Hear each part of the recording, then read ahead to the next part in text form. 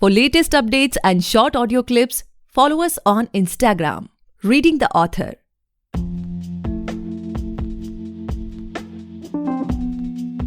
Hey guys, welcome back to the podcast Reading the Author, a unique show where we read authors' mind and not their book. Meanwhile, I truly believe and pray that you and your families are completely safe and healthy as well. Today we have Kochery C Shibu sir with us, the author of Faith and the Beloved. Today's episode is a recorded interview which was already aired a month ago, and with the full consent of the author, we are uploading it here in a podcast format. For more details, check the description. Very good evening, friends. I warmly welcome Shibu Kochery and Mr. Raju Raman to a thrilling session on Shibu's book, Faith and the Beloved. You're going to have a very, very interesting and an engaging session. I hope you sit back, relax, and enjoy. So before I hand over to the two eminent personalities this evening, I'll quickly introduce them. I start with Mr. Raju Raman. S.V. Raman, popularly known as Raju Raman, is a die-hard Calcuttan by and since birth. A cultural curator and facilitator for over 5 decades, he is presently the program consultant at Victoria Memorial Hall and a familiar figure in the cultural fraternity of the city.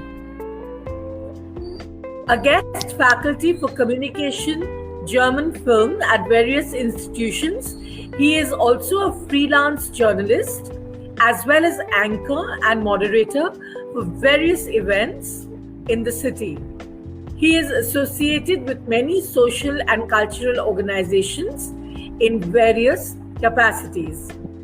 Thank you so much, Rajuda, for being with us. And as always, a pleasure. We are looking forward to you being in conversation with the author this evening. Sure. Kochery C Shibu, the best-selling and award-winning author of Men and Dreams in the Dauladhar, graduated from the prestigious National Defence Academy, Khadakwasla, in 1981. He has served in the Indian Navy and commanded 2 warships. Post his retirement, he has executed hydroelectric projects in the Kochery Basin in Karnataka, Beas River Basin in Himachal, and Teesta River Basin in Sikkim. He holds a postgraduate degree in Defence Studies from Chennai University and an MA in English Literature from Pune University. Shibu has changed tack from the snow-clad mountains to the blue oceans and has been associated with the setting up of a shipping company in India. Faith and the Beloved is his second book. Many of the characters in the novel are inspired from those whom he has encountered during his extensive travel. Kochery C Shibu was born in Kochi, Kangarapadi, and now lives in Bangalore with his wife and daughter. Thank you, Shibu, for being with us at the Readers and Writers Club. Thank you so much, Mona. Enjoyable session. Thank you so much. Have an enjoyable session. And over to you, Rajuda. Okay, thank you. Thank you very much, Mona, for those wonderful words of introduction. Right at the very outset, hi, Kochery C Shibu. Have I got the pronunciation right? Yes, thank you. You have got it right. Yes. Absolutely right. So, during the course of this conversation, do I address you as Shibu Cheta or just Shibu? The Shibu will do. Shibu will do. And you can also address me as Raju, okay? Right. Yeah, sure. Good, wonderful. We will make it a free-flowing discussion. Nothing very rigid or serious about it. So let us touch upon as many aspects as we can in the next 45 or 50 minutes. Would you agree? Sure. Let's go ahead. Right. And also, before we go ahead, your character, Naiti Sheroyil. Is it Sheroyil or Sherozil? Cherozil. Sherozil. Okay, good. Fine, good. You see, with all the introduction that Mona has introduced you with, the Indian Navy, the National Defense Academy, hydroelectric projects, I'm already getting the shocks from the hydroelectric projects here. Post-graduation in defense studies, MA in English literature, that is quite a canvas, a wide gamut of areas in which you have acquired expertise. And it is no wonder, because all the experience that you have gathered in all these fields get reflected in your style of writing and in the broad canvas that you bring to your narrative also. So it is absolutely no wonder. But I would like to start at the very beginning. The title itself, Faith and the Beloved. Now, if somebody is just looking at the title before buying the book, one will probably have images being conjured up in the mind of a husband and a wife, or lovers who have been faithful or unfaithful to each other. Would you like to elaborate a little bit as to why you zeroed in on this kind of a title for the book? Yeah, you have got it. Thank you, Raju. I mean, your observations are very, very, very, very correct on the title of the book. The title of the book does convey the spirit or the philosophy of the book, which is value system of individuals. So across the board, as you may be well aware, in any society, the value system of an individual comes from the family, the schooling, the religion, and of course, education. This, in the formative years, gives a value system, and which does vary from individual to individual and how he or she has been brought up.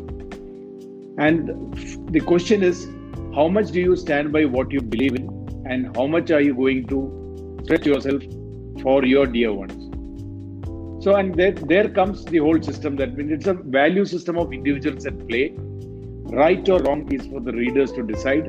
Not all of them are right, not all of them are wrong either. Shades of grey. So Faith and the Beloved in the sum captures that spirit of value system of individuals, of what they believe in, and how much they love their dear ones, and how much they want to stretch out for. You have hit the nail on the head, Shibu, because the formative years are very, very important for imbibing all these value systems that you were talking about, because these do reflect in your behavior patterns in later life. What you become later on are mostly kind of built on the foundations of the value systems that you have acquired or imbibed in your formative years through your family upbringing, or you mentioned also religion to a certain extent, but which is also part of family practices in very many cultures of our country. You see, when we are children, we are brought up in a kind of culture which encompasses and is inclusive of religion without even going into different stratas of it. It is kind of a habit of growing up with us, right? And in your novel, you're talking about this family, which is also a kind of Syrian Christian family. They have their own kind of dogmatism too, as far as the church is concerned, which gets reflected in the novel in some way or the other. But what has fascinated me beyond all this, the value system, and I'll come back to the value system a little later, but what has also fascinated me is the structure of the whole novel. You see, because you are following a kind of structure, you have a little piece at the beginning saying what came before. Yeah, somewhat like a behind the curtains story, parde ke piche. Yeah, and then comes your actual body of the novel, where in a wonderful way you are introducing each character through a chapter. Okay, and at the same time, while introducing the character, the narrative also progresses and unfolds itself, right? And this I find a very fascinating structure. And at the end, you come through something where you say what happened after. right? Now, how did you come to this kind of a structure? Is there some kind of inspiration that you have drawn from somewhere, or it is something you just tried out in this particular novel? I know the whole this particular novel. Yes, it is non-linear in structure in terms of the way the novel has been spread out. There are number of people, number of places, number of events, and differing timelines. So what you said is very correct. Your observation is very correct. As the story progresses, the timelines are not linear. Individuals or lives of individuals are brought in, and there are of course those parts of that narrative will tell how it is going to link to the main story. So the first chapter kind of contains the clue of blueprint. I will put it like that. It's a blueprint with a number of clues, and the reader does need to be a little discerning while reading this, because if you miss out something as you move ahead, you'll find that you're not able to keep track of the timeline, the events, and how they are unfolding. So that is a certain expectation from the people. But yes, it is by design. By design, that when you're writing a novel of this type, wherein you've captured, let's say, an organization called the LTTE, which I say is the fiercest terror organization that has ever existed till date, and they have really carried things to the limit. And there is no era or no area that they have not touched. So therefore, it's in terms of geography, in terms of time, in terms of space, in terms of events.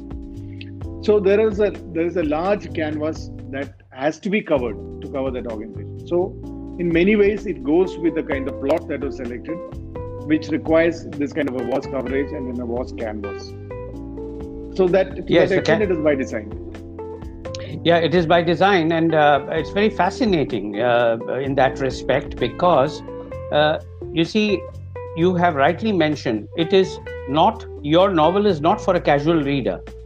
Because if somebody is going to go through your novel in a casual manner, then he's going to lose the thread of what is happening. Yeah, it kind of invokes a compulsion of a dedicated and attentive reading of the novel, so that you don't lose track of the events the way they are unfolding. And you have said that it is non-linear. Yes, while reading the novel, several times I felt like it is like a film, which is non-linear. It could be a Godard film also, where, something is taking place here, something is taking place there, but then they are all joined together in some way. And this is done in a wonderful manner because, at times it reminds me of Kurosawa's film Rashomon also. You see the same story, which you see from 4 perspectives, but you come to the same story, the same incidents happen, but the perspectives are slightly different. And that is what is happening in your novel also, because when you're coming back to the same incidents, but from the perspective of a different character, then the reader is also forced to look at it from a different angle, actually. Would you agree if I say that? Yeah, of course. Because especially when you're talking about a crime thriller or a crime novel, an event has taken place. There is a police which is investigating. There is somebody who was party to it, who knows bits of it. There is let's say the criminal lot or the gangsters who are involved in. So they are all getting different pieces of information, and in their own way they are interpreting. And that is the charm, and that is a challenge always in these scenarios, because nobody will get the complete picture, but you have to make and interpret. Some of the readers, of course, do find this, the same event being churned from 3 different angles. Like you said, the discerning readers enjoy it. Those who try to rush through will find it difficult. At first glance, they might even think there's a printing mistake or a binding mistake, that the same incident has been put again. Right? Yeah, that is quite possible. Yes. Now, the other factor I wanted to mention was the wonderful way in which you have interwoven fiction and history, because there are a lot of historical events that are interwoven into your narrative every now and then, happenings around us, and these are all very recent events. You talked about the LTTE, You are talking about the mafias, the dons, the underground world, and you're talking about people who are initially kind of social misfits, who are trying to look for a path for themselves later on and end up where they actually do end up later on. Now, this kind of meticulous interweaving of historical events with the narrative, and at the same time keeping the interest, the tension, and the drama alive is not a very easy task at all. So how did you achieve this? Because wherever you're bringing in the same kind of incident, the same action, you have to be very careful that you don't make any mistakes. That is correct. Yes, I mean that there is a lot of challenge which goes with that. The historical part, in all my writing, I always believe in giving a prism of history, and I believe that it is very important for us to understand how history plays out, because what you said about what came before, it's also linked to what we call the Geneva Andolan of the 1930s, when Baba Sahib Ambedkar fell out with Gandhiji. And there was a feeling of the Dalits at that point in time that even the Congress was not truly representing the case. Subsequently, of course, Gandhiji got him around, but there was a fierce struggle from the people who wanted to break free from the shackles of the caste system. And here, the one character from what came before starts from that, someone who crosses the line to break the barrier and then goes somewhere else, and he wants from one caste to change his caste and just start off afresh. So the historical events, this is also to read to the English reading audience of India, and especially the younger generation. With the advent of the idiot box, the reading has gone a little out of fashion. People always look for easier stuff, which is audio, video, visuals to you. But I believe that understanding of history cannot be from a prism of media house or individuals, because history changes colors every 10 years. Today it's one party in position, history has got one perspective. Yesterday it was somebody else, it was a second perspective. So the reader should be discerning enough to understand history on his or her own capability and discern and move forward. So some of these events have been given with an effort to give a perspective. Let's say the Bombay terror attack from a perspective of, let's say, somebody who has got nothing to do with all this, just a family which gets thrown asunder because let's say the main member of the family just killed without any warning all of a sudden. And what happens to the family? Or even demonetization, which is an event, and how much problems it created and what all went behind, and a perspective on how it has affected, maybe not what is straightforward said, but other things which have come about because of the demonetization. So definitely, yes, I agree. This is all by design, and it takes effort to be sure that what you're writing and the background becomes very real to the people. They are familiar with this background. And of course, characters are fictional, and events, what we are describing, is also fictional. Yeah, but the historical aspects of it are authentic. Of course. In a way, even though your characters are fictional, the historical events are absolutely all authentic, right? So even the date-wise, it's all coinciding, whether it be monetization, whether it be the terror attack in Mumbai, or whether it be the LTTE Talaivar being eliminated or annihilated. The time frame sticks to all that in the historical perspective, right?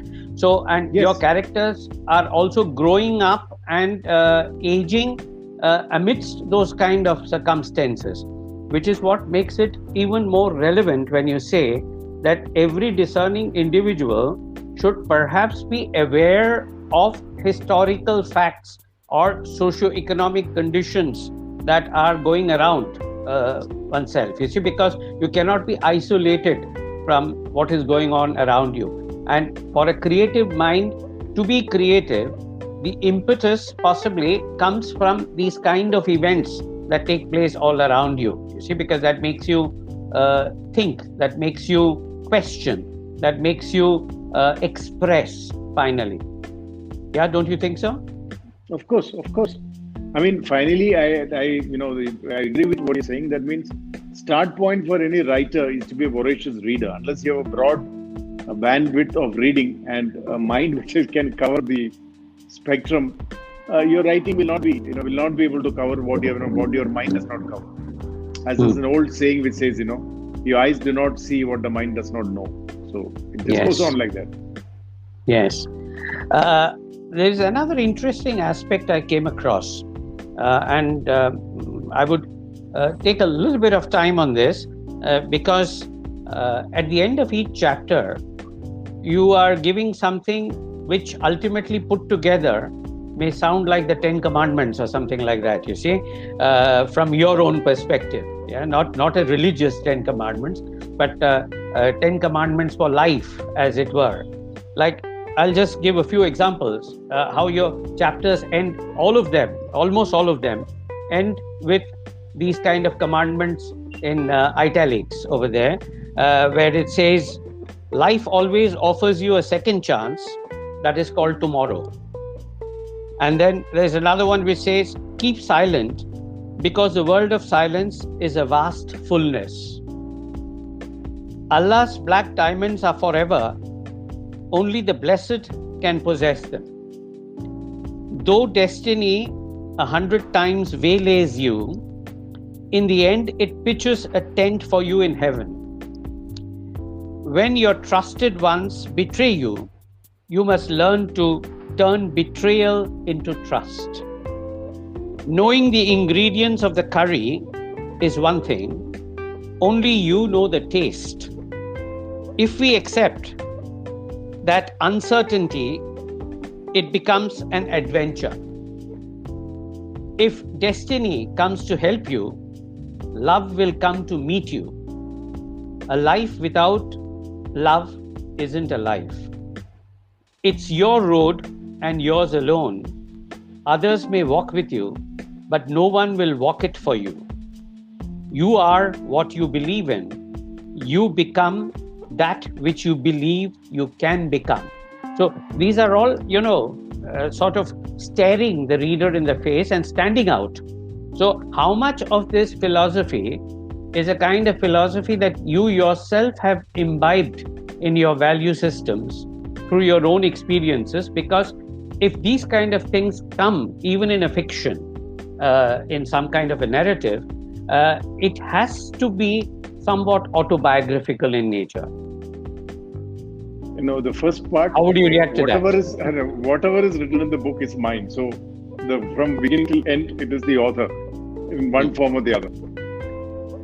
Having said but that, it also always comes to the characters as a voice from the past.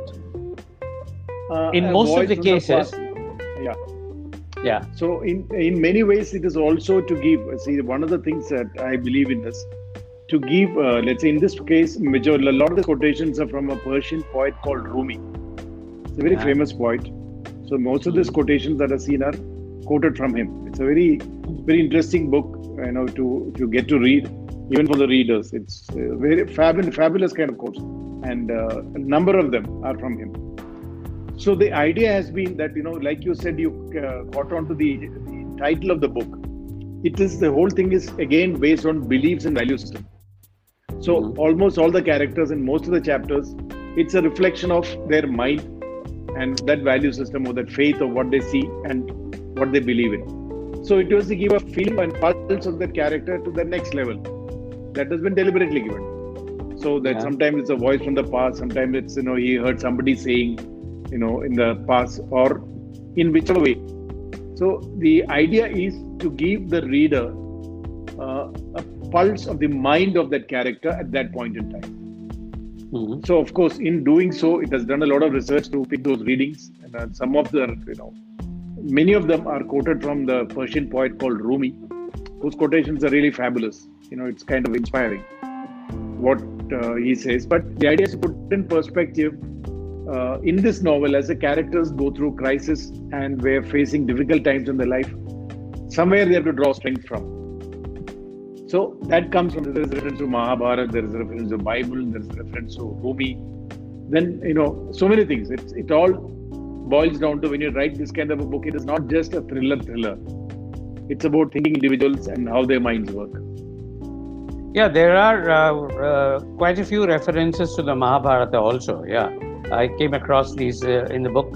And I was wondering, does that reflect in a way that whatever the epics say, whichever religion you're talking about, is a philosophy that is the truth, irrespective of which religion is propagating it? That is, of course, that is an area where it's like you said, you believe who you are. So, all the epics come with a certain amount of interpretation, which varies with the perspective. So, I have taken on one special one here about Ekalavya and how that one incident is seen by various people. There are about three, and I've heard a number of variations of the same interpretation of the angle. So wherein you talk to somebody who is from that, the Hindi heartland, he'll say, Ekalavya was a bright guy, but the injustice to the lower caste people has been from the Mahabharata time onward. Just there also, he's a bright guy, but Acharya Drona doesn't want to promote him because he's not a Kshatriya. That's a reason given. If you talk to someone else, he says, there is a the common perception being that he's a favorite student of Acharya Drona, so he didn't want any competition. So he removed competition. And then there is a third philosophy of, the philosophy of the Kshatriya and the mind that handles power should be tempered, otherwise you're dangerous. All these three, depending on, I've heard all these versions from various people in various times. And it is the same philosophy, the same epic that we all read. So a lot of the times it's again to give perspective to people on each of the, what I consider let's say the key instances wherein we need to understand perspectives. Then of course, finally it's for the reader to decide what to make out of it. Yes, all the research that you were talking about, it must have involved a lot of meticulous research because you are also mentioning some of the code terms used by the mafia people.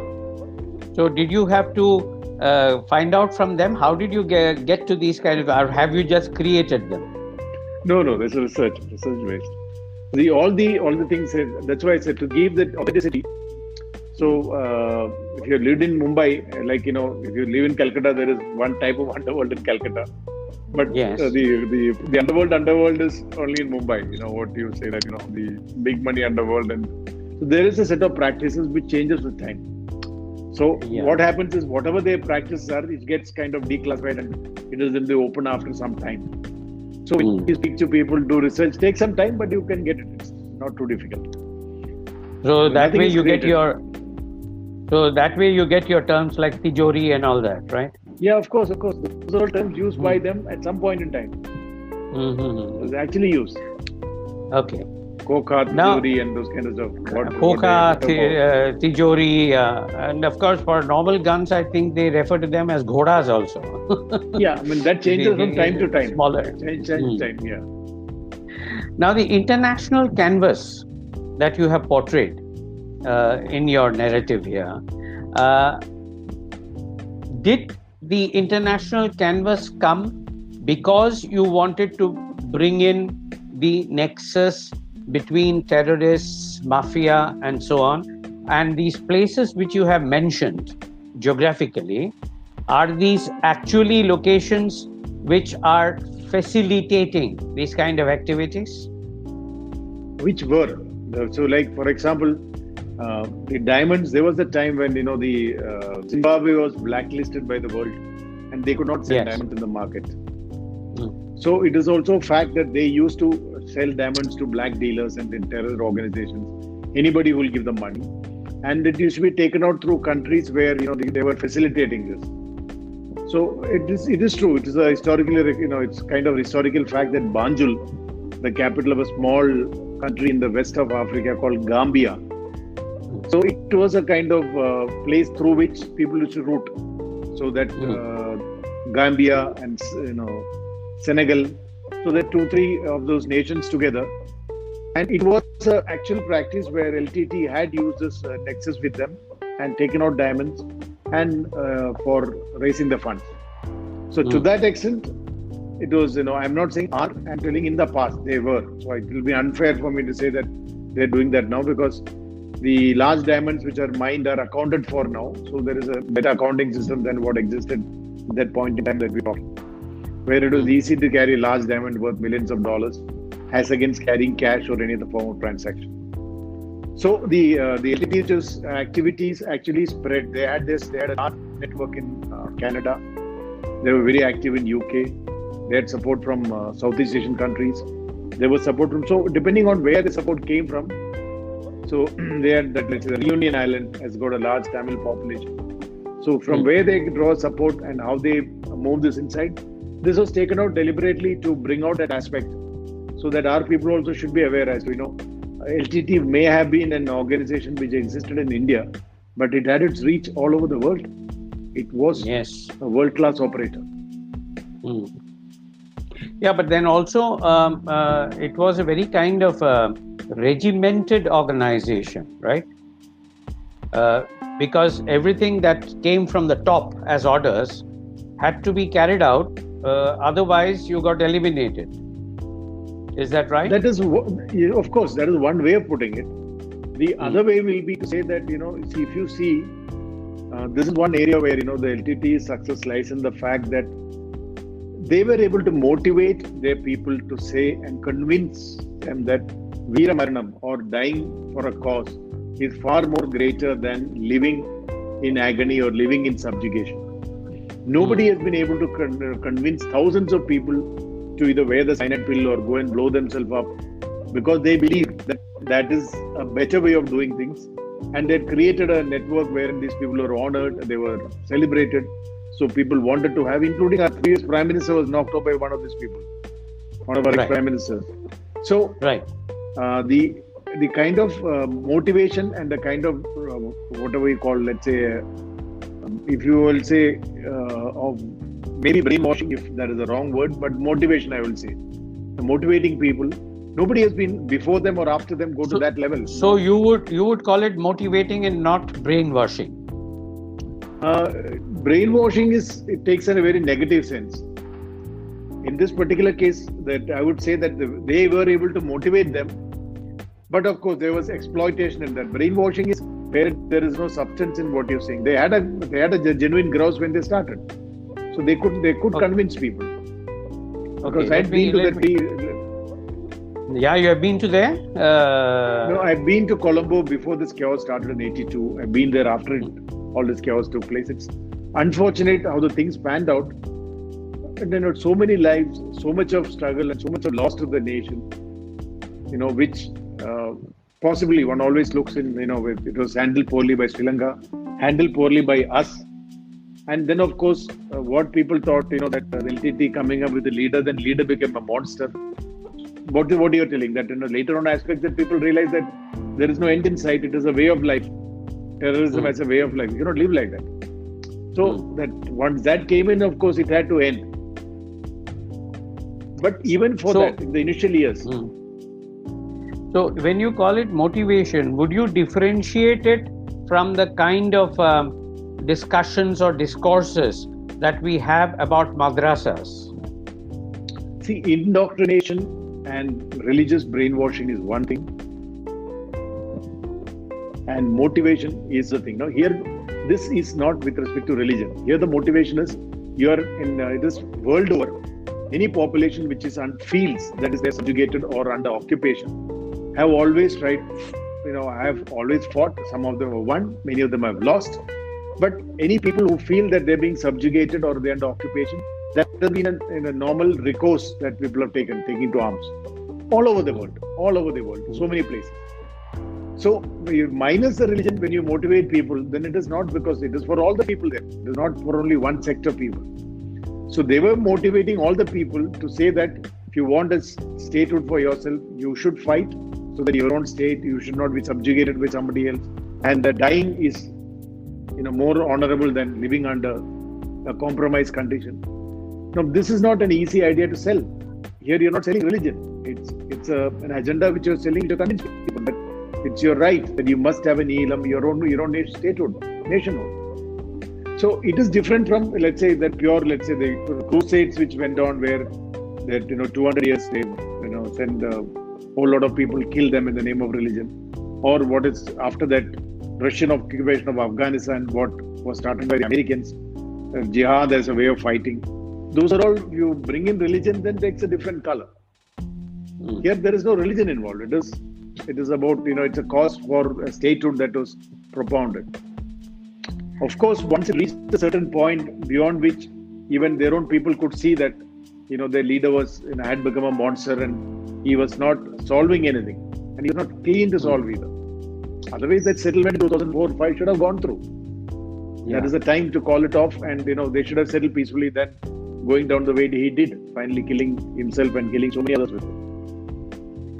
Yeah, your novel also hints at the fact that there was an instruction and a program of creating future tigers by forcibly inseminating women. Do you think that was part of their program? I believe so. I believe so. There is some, that it was active at some point in time. Now, of course, after the 2008, which way it has gone, we do not know. It was not forcibly. Most of them, they had enough volunteers. Because there was a point in time when they felt that, that is the assumption that this was in the plans. Now, how much of it they actually executed, I do not know. I have only used the open domain literature for this. But this was one of the lines in which they were known to have been thinking and known to have been trying to promote. So I won't be surprised even today. You won't be surprised even today if you find an actual sleeper cell of HG coming alive someday. Sleeper cell coming alive someday. Okay. So it could be dormant at the moment. Yeah. Right. Okay. We have been talking for quite some time. Would you, just to change the mood a little bit, like to read 2 paragraphs or something from your book for those who are listening in?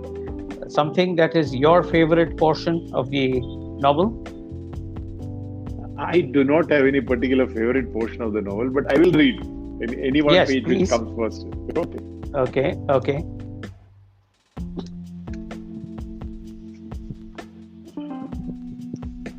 Do you know the difference between Ramayana and Mahabharata?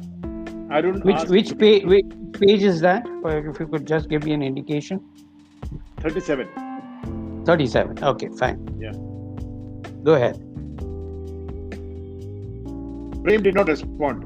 He knew his brother would come up with some pearls of wisdom. Ramayana is all about living by the letter of the law. Mahabharata is about living by the spirit of the law. Arun said stoically and looking at Prem. Prem thought for a few seconds and knew it was too profound a statement even to contest. He was still churning in his mind when the next question came. Do you know who was the hero in Mahabharata? Arun was smiling as he looked at Prem. Arjuna or Karna? Prem responded. I consider Ashwatthama to be the true hero. Arun replied immediately with an air of finality. Prem did not respond. There were many heroes in Mahabharata, a lot depended on the perspective. He sat there ruminating on the question.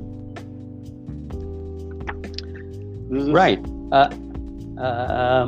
You see, it's a very good portion that you picked for reading, because that brings me to my next question. These 2 brothers, Arun and Prem, whom you have portrayed, are generally, they come through as drifters, right? They're moving around from Kishanganj to here to there, having committed some kind of crime somewhere, running away from there, and then coming back with a sense of revenge, to take revenge, and so on and so forth. Do you think these kind of characters would be so well versed with the Mahabharata and all? In this particular case, if you see, the Arun was brought up as one of the brightest students who had been to college. So he was brought up with a background. He was brilliant, and that is one of the reasons why he is given this kind of capability. And one of the things is that Ramayana and Mahabharata is about anyone having an attitude to understand it. Then of course it comes. It requires a discerning mind. Definitely it follows. But as a course of study, if you say that it's a part of your course curriculum, no, it will not come. in any Indian household, anybody who keeps his or her wits about and reads, these two epics will form, and it's not difficult. Or you even hear it from your grandmother. Of in course, very many you will cases. hear, very many cases, of course, you will hear, but then that is the storytelling version. The oral tradition continues. But the discerning perspectives come from reading. Right. Now, how long did you work on this novel? Because the time frame that you are talking about, some portions are going back into history, even to the period of independence and so on and so forth, right? When you're talking about the family. But then the main bulk of the novel is of the here and now, so to speak. It's a very kind of set in modern times, right? So you have done a lot of research to bring in the authenticity that you have actually. So how long did you actually require to do the research, write the novel, and for it to hit the stands? So this novel took me 2 years in research and 1,800 man working hours. So that means, it's that kind of effort which went into it. So a lot of the time went in actually character sketching and researching. Because as you sketch a character, sketch things, you want to be sure that what you're saying is, it's on the dot. So that's the one thing about, like you rightly brought out, that when you quote history or delve into events which have actually happened, you have to quote so correctly without getting any biases into it. So to that extent, the fair amount of time. So it's about 1,800 man writing hours, I'll say, in research, getting the book ready, and it took me about 2 years. Then of course, some more time with the editor before it could see the print. Right. Now, it was mentioned at the beginning in your introduction that some of the characters in your novel have been inspired by real life characters that you have come across during your encounters with various people. So, would you like to narrate one or two such examples of people who inspired you to bring in a certain character into your novel? So one is one is not a character whom I met, but it's an event which caught my attention. In the sense, in 1983, there was an event when the onset of the civil war in Colombo. There was an incident of the mob burning a family in a car, a Tamil family, and they pulled out the children and put the parents inside and burned them. After some time, the father came out of the burning car and pulled the children out and went back the children in and decided that children should die with them. Now, this was something which was, kind of, I would say, unbelievable to me, that, that why would a father want to kill his own children? But then there comes the whole question that, what he thinks is better for the children, because he believes that it is better for them to die with them than being abused or maybe mauled by the public later. So you end up killing your own dear ones who, like how dear children are to you. This is one. Second is, in 2008, there was an incident reported in UP. There was a girl by name Shabnam, a double postgraduate, and who killed her parents, two brothers, a sister-in-law, and a small child by sedating them, then axing them to death in the night with the help of a lover. So when this story came about, I could not believe. I said, this girl is being set up. Said it's too brutal a thing to even imagine that a girl could do this.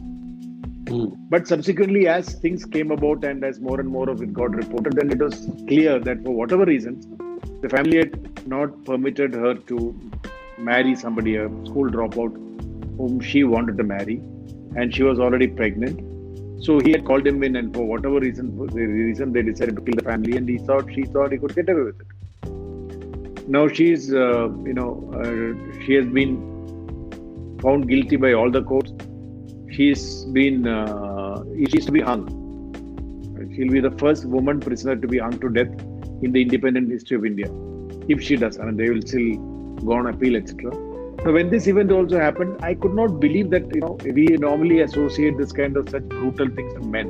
You do not really associate. If you say Nirbhaya rape case, you say it's all men, toxicity, male toxicity at its peak.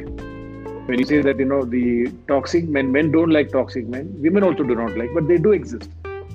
But in real life, we rarely come across women who take to such levels of, let's say, degenerated behavior. So in many ways, so these events, when you read, and when I've been inspired, means you keep the events along with you, and it portrays. And there was an actual incident of, let's say, I think it was 2010 or 11, there was an incident of the Israeli Mossad team executing one of the terrorists in Dubai. It was around 2012 or 13. And it was just reported that a terrorist has been killed. And after 4-5 days, the ISI helped Dubai police piece together how this team had come, where they had stayed, and how they met. And they proved from the videos of the hotel that these were the 5 people who had come. They had come using this passport. They had met in this place. This is the place. It was almost like a mini movie that they put together the whole thing. So, wherein, of course, subsequently the UK protested, saying that why is Israel using their passports, and that, the event went into the background. But again, actually went. So, when I say inspired by events, it is not that, the heroine Nethi Cherosil means it is inspired by somebody whom I have seen directly. No. But I have met, let's say, IIT, IIM graduates, women who are capable of handling business on their own. And being very successful also, like Nethi. Very successful in that, yeah. And second is, I have also met women who speak their mind and live their life. Professionals. So these are now, if you say that, does this individual relate to that individual? No. But you have picked out. You have seen that there are IIM graduates, women who are successful and who are capable of running business and advising their family and steering the family business. That is, yes, I have met such people. Or let's say you have met even other side of the people, when you say the spectrum, people who had degenerate or people who have been victims of, let's say, the caste, the caste bane and the caste problems, caste violence.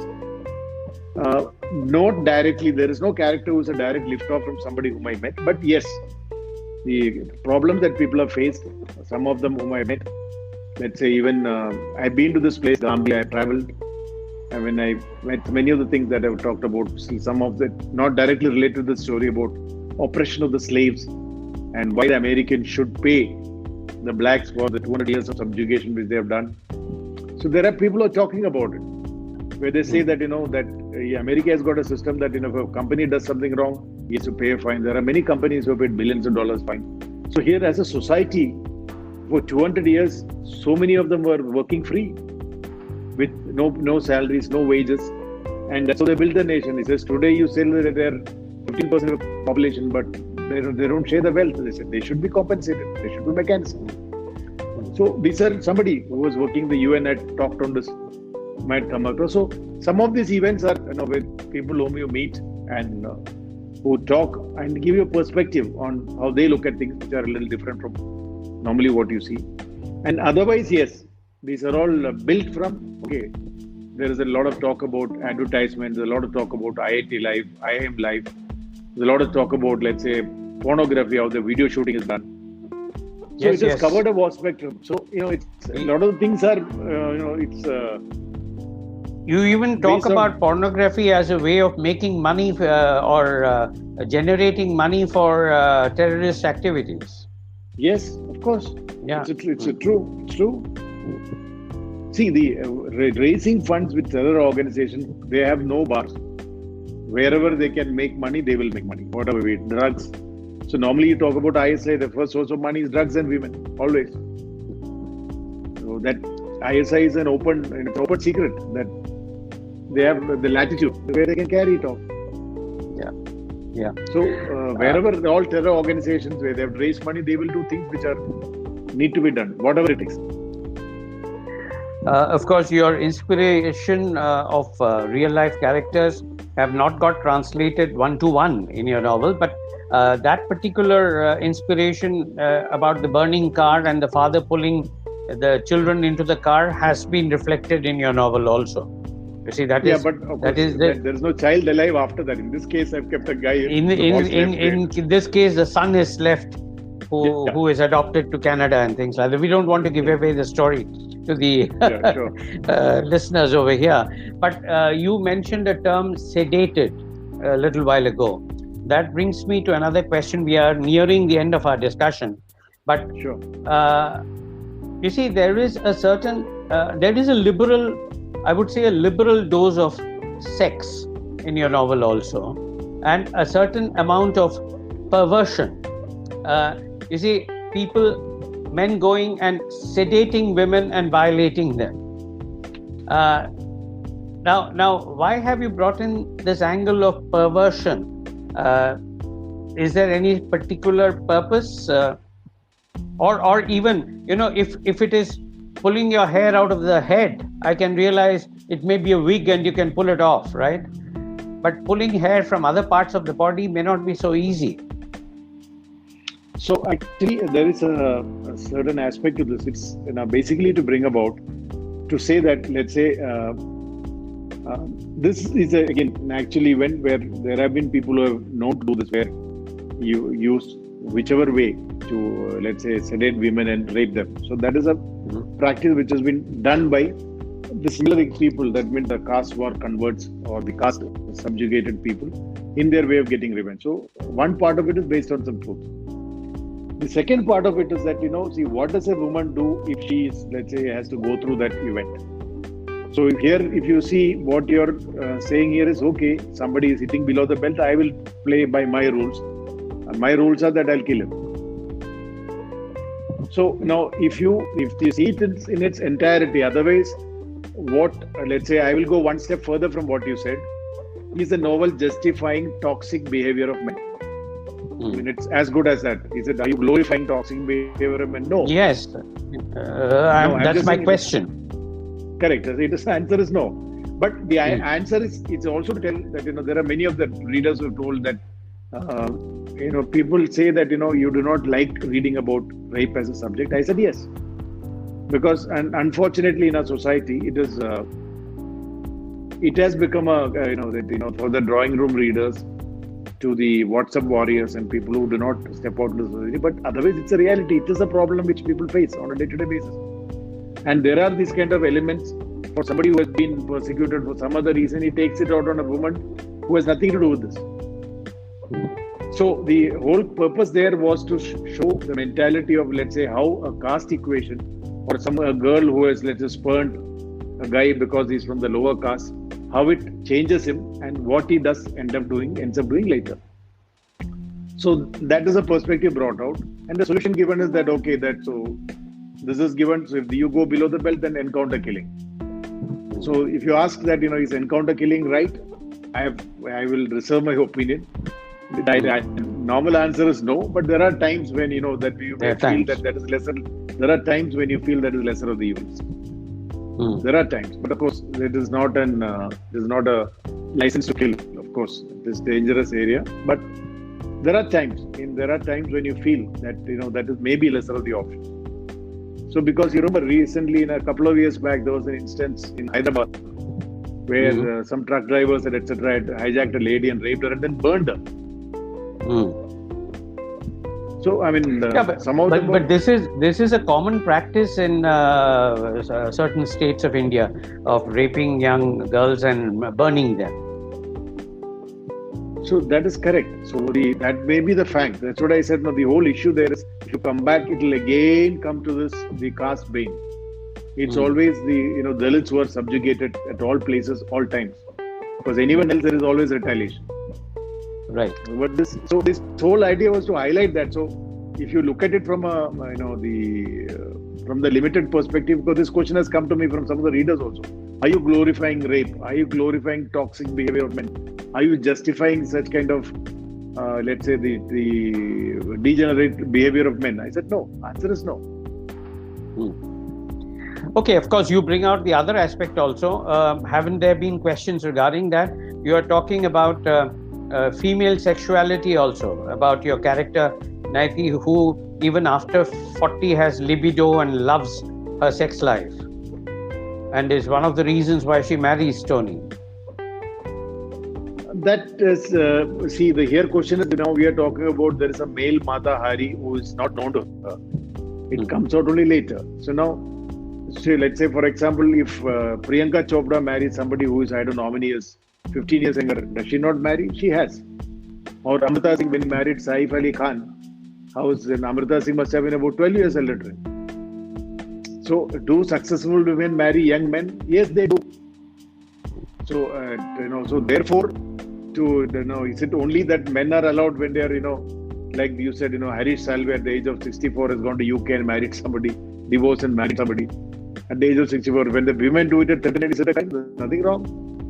Right. There have been women, that's why I said, so when women think independently and act as, that they way live the life they want, some of these things will come out.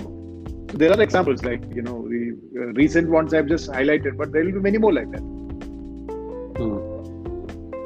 Good. There is a lot of masala in your novel, and to that extent I wanted to ask you, have you been approached with some kind of a proposal to make a film out of this story? Because it will make a wonderful mainstream cinema.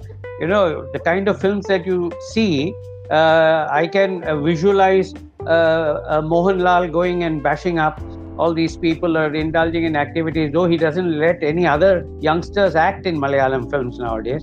Whenever my television is on at home, I see only Mohanlal, Mohanlal and Mohanlal. So when I go in front of the television, I say Mohanlalaya Namaha. But on a more serious note, I think it has all the ingredients. Your novel has all the ingredients which can turn it into a wonderful mainstream blockbuster. Don't you think so? Thank you, Raju. That I leave to the people who are making movies. No, but don't you think so? Because it even has a happy end in what happens after. Yeah, I guess yes. To that extent, yes. Yeah. It's a little philosophical at the end. Okay. Yeah. So, okay. Go ahead. No, I'm just saying that yes, I believe the book has, and I was a voracious reader in my time, so I definitely know what the book is worth. Right. You have included everybody. Nobody should feel left out. Demonetization is there, fake currency is there, heroin is there, all these codes of the underworld are there, all the underworld characters are there, and all the intelligence agencies are there, Mossad, ISI, whatnot, what have you, everything is there. So the ingredients are there, so I can visualize that it could turn out to be a wonderful mainstream film with all these ingredients. Right, thank you very much. It has been a pleasure talking to you, Shibu, and it has been even more pleasure reading your book from cover to cover, and it keeps you gripping. So sometimes my wife was wondering what I was doing past midnight, and then there was this red cover which she saw, Fate and the Beloved. Of course, she didn't go beyond that, but it kept me glued on certain days when I was reading. So you have to read it within 2 days. Otherwise, you are inquisitive about what is happening next. And I congratulate you on this novel. And it was indeed a great pleasure talking to you. Maybe there are some questions from some of the viewers. Mona, are there any questions? Hi, Rajida. There are no questions, but several viewers have said that they had a very interesting session and they enjoyed listening to you all. So I'm sure that they will now pick up a copy of The Faith and Beloved because they are interested. You should put in their chat box. That it was interesting listening to Shibu. Yes. But it will be even more interesting if they get hold of his book and read it. Absolutely. We recommend very highly that they purchase Faith and the Beloved because it's a very, very cleverly written book and a very astute book and so much to know from that book. And we learned so much from you today, from your discussion. So thank you so much on behalf of Readers and Writers Club, on behalf of the viewers. A big thank you, Rajida, for moderating the session so My pleasure. Thank you. And Shibu, as always, you are very special to us, very dear to us, and we wish you all the best for your future endeavors. Thank you, Mona. Thank you, Raju. Thank you so much. Most welcome. All the best. Thank you. Bye-bye. Thank you. Okay, so that's all for today, guys. I hope you must have enjoyed this episode, and if you do, then do follow our podcast, Reading the Author, available on all the leading podcast platforms. And don't forget to buy the book Faith and the Beloved. Thank you.